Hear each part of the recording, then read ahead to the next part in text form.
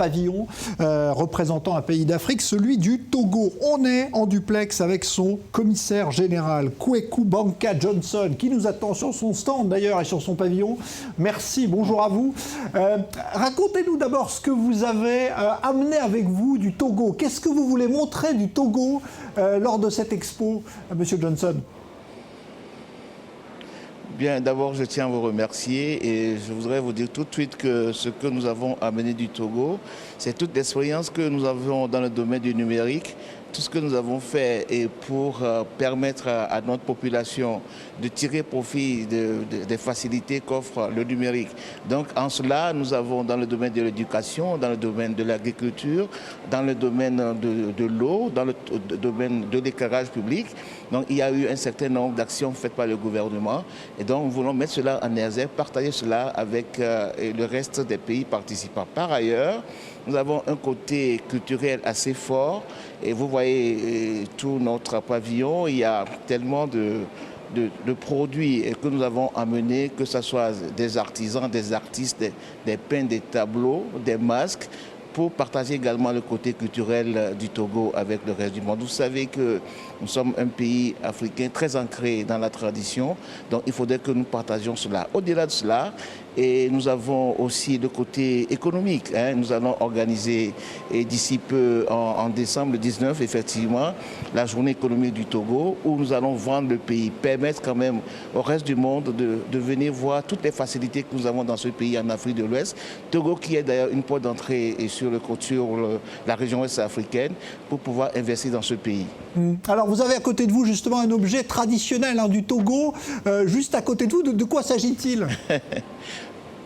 Oui, bon, cela, vous savez, ça représente un tout petit peu la tradition chez nous. C'est une divinité que nous appelons chez nous Rebieso. Et donc, nous l'avons amené également pour faire part au reste du monde que nous avons aussi des croyances et qui règlent des problèmes sociaux chez nous. Alors, Monsieur Johnson, qu'est-ce qu'on attend d'un événement tel que celui-là? Parce qu'il y a beaucoup de monde qui vient, beaucoup de visiteurs, mais ça permet aussi d'attirer des investisseurs au Togo. C'est votre objectif? Vous allez rencontrer beaucoup de monde là-bas? Oui, évidemment.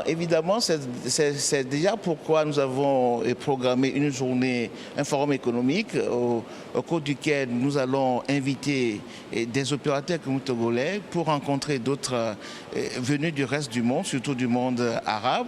Et parce qu'aujourd'hui, nous sommes en plein dans la promotion de l'économie nationale.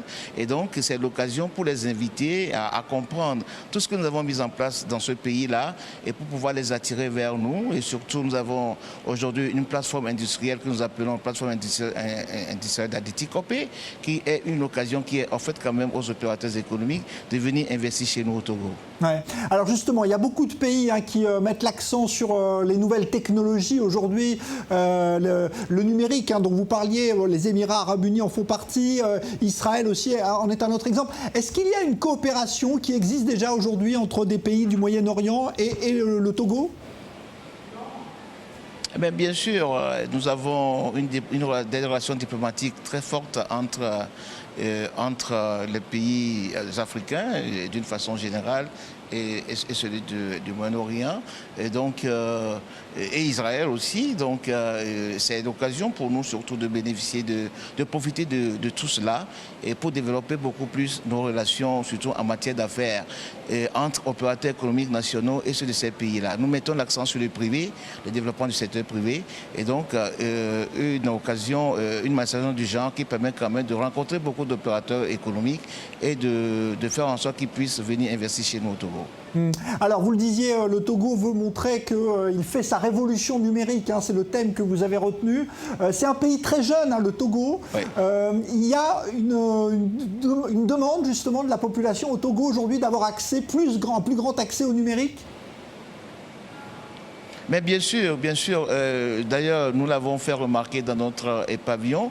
Nous avons tellement de start-up qui interviennent dans tous les secteurs de l'économie nationale et ils créent des facilités à travers leurs applications, à travers un certain nombre de choses qu'ils mettent en place pour pouvoir permettre quand même à la population de tirer profit. D'ailleurs, le gouvernement met un accent particulier sur la digitalisation de l'ensemble de l'économie.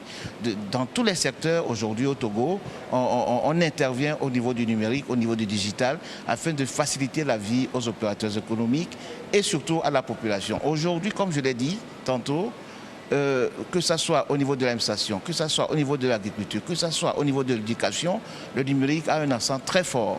Et donc, l'accent est mis là-dessus. Le gouvernement voudrait faire en sorte que la population puisse en tirer profit. Et qu'est-ce qui vous manque alors justement? Quel est le besoin que vous avez dans ce domaine du numérique? Qu'est-ce qui manque au Togo pour accélérer cette révolution numérique? Bon, qu'est-ce que nous pouvons dire? Il y a des jeunes qui ont envie de faire, mais il faudrait quand même qu'on ait la possibilité de leur formation. Il faut qu'ils soient formés et il faut qu'ils aient la possibilité d'avoir accès à un certain nombre de plateformes, surtout avoir de l'expérience. Je pense que c'est ce qui est aujourd'hui important et si l'Israël peut permettre quand même à cette jeunesse de tirer profit du digital, du numérique, parce que nous savons que vous êtes aussi, l'Israël est un pays qui a une avancée assez considérable. Donc ce serait l'occasion de développer cette relation entre l'Israël et le Togo. Alors il y a un gros pavillon d'ailleurs israélien aussi à cette expo. Vous avez pu regarder un petit peu les autres pavillons, parce que je sais que vous êtes très occupé, il y a c'est très grand. Vous avez pu regarder un peu, qu'est-ce qui vous a frappé le plus dans cette expo universelle de Dubaï, vue de l'intérieur? Déjà la beauté. Et les organisateurs ont mis un accent particulier sur l'organisation, sur la beauté du site. Et aujourd'hui aussi, ce que nous avons remarqué, l'Expo devient un centre de compétition architecturale. Je suis à ma 4e exposition et je remarque que de plus en plus, il y a de la beauté dans la conception et dans la réalisation et des pavillons. On a l'impression qu'on voudrait montrer toute sa force à travers les pavillons. Et donc, de plus en plus, on conçoit des pavillons, on les réalise et ça a fait une beauté assez intéressante sur l'ensemble du site de l'Expo. Bon, on espère qu'il y aura beaucoup de monde qui se pressera sur votre pavillon, celui du Togo, Kweku Banka Johnson. Vous êtes le commissaire général de ce pavillon togolais. Merci d'avoir répondu à i24 News. Et évidemment, c'est l'occasion pour nous d'inviter l'Israël à être avec nous lors de notre journée économique et de notre journée nationale. Et ben voilà, message passé. Merci beaucoup d'avoir répondu à notre invitation et de nous avoir accueillis sur votre pavillon. À moi de vous dire merci pour ce temps que vous nous avez donné pour parler de notre pays à l'Expo universelle Dubaï 2020. Merci beaucoup Kweku Banka Johnson, commissaire général du pavillon du Togo. Merci encore à Lucas de Villepin et à Mitkat d'I24 News qui nous ont permis de réaliser cet entretien.